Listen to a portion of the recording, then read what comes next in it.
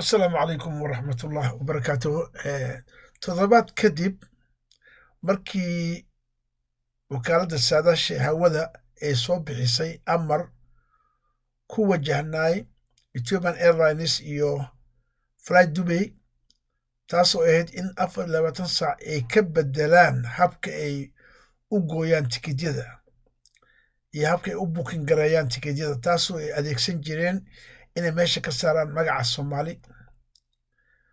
tusaale Addis Ababa, Hargeysa, halka Muqdisho Soomaaliya ay ku qori jireen. Marka amarkaas ayaa la siiyey labadaas shirkadood ee diyaaradaha, waxaana la siiyey 24 saac. waxay codsadeen in wax loo siyaadiyo waqti loogu daro, laakiin waa laga diida taas.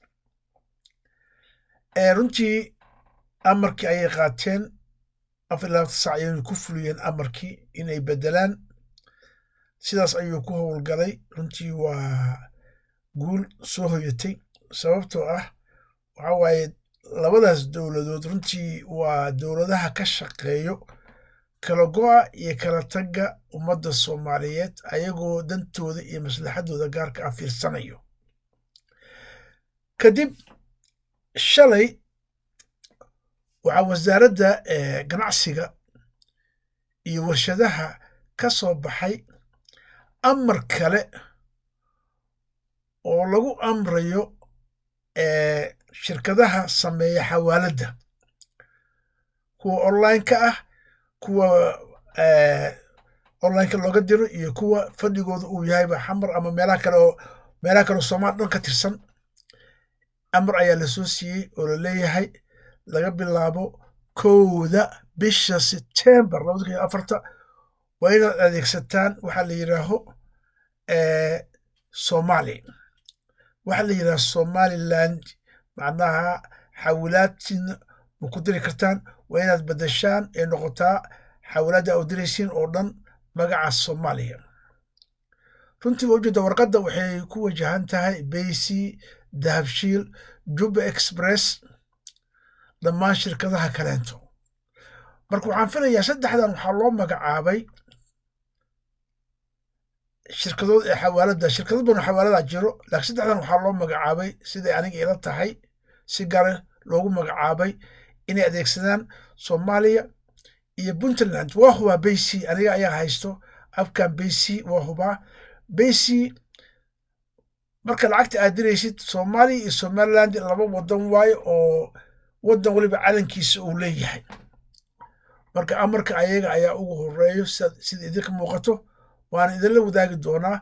laakiin saddexdan shirkadood aniga waxaan isleeyahay waa saddexdan shirkadood ee adeegsato xawalaadooda ku jirta Soomaali iyo Somaliland kala saaray, kaas amarkan toos ayaga u socdaa iyo dhammaan shirkadaha kaleento.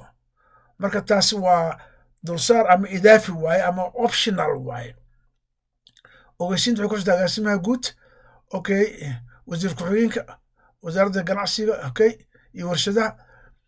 marka runtii amarkan wuxuu daba socdaa amarkii hore oo toddobaadkii hore hirgalay, kanna waxaa lagu tala jiraa inuu hirgalo bisha September 1. shirkaddii ka dhacda adeegto waxay sheegeen in tallaabo sharci laga qaaday, laakiin tallaabada sharciga ah ilaa hadda ama xawaaladii ama shirkaddii ka dhacda adeegtana tallaabo sharci laga qaaday la yiri u hoggaansami wayso amarka la soo saaray.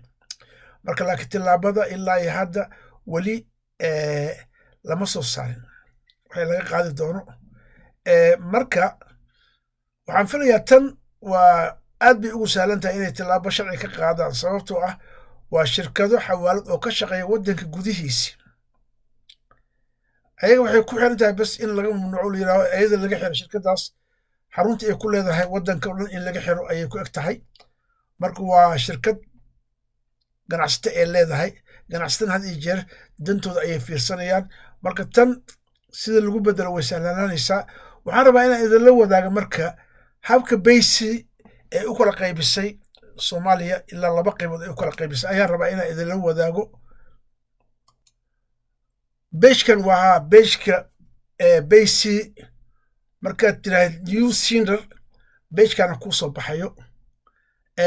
bointiga aan rabo inaan ka hadlo ama qodobka aan rabo inaan ka hadlo ee quseeya waa kan soomaaliya somaliland laba calan ayay kala siisay baysi oo taa macnaheedu tahay laba dowladood nigeria norway bakistan senegal soomaaliya somaliland south sudan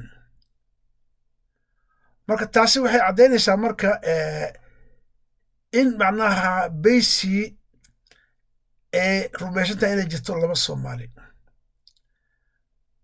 waxaana filaya waa marka amarka la bixinayo ku ayadaa loogu horreysiiyey marka runtii waa tallaabo kale oo ay qaaday wasaaradda ganacsiga iyo warshadaha oo ay ku mamnuucayso in soomaaliya laba qaybood loo qaybiyo runtiina waa fikrad aad u fiican waay runtii waa raacsanahay taas because waxa waaye qoraalkan markuu bato wixii waxaa dhab ayay noqonayaan marka waxaan leeyahay wasaaradda ganacsiga tallaabo fiican ayaad qaadeen waxaan idinka warsugaya waxa waaye bisha 9aad kowdeeda shirkaddii hirgelin wayso ama xawaaladii hirgelin wayso tallaabada aad ka qaadaan bal hala sugo taas ayaan u fadhinaa warka yuu noqon bes war qoraal la soo qoray laakiin meeshiisa looga tago waa inuu noqdaa war la hirgeliyey oo jidkii loogu talagalay maro sida ay samaysay saadaasha hawada waa farxo idinla kula dambe xiiso leh wasalaamu calaykum waraxmatullaah wabarakaatuh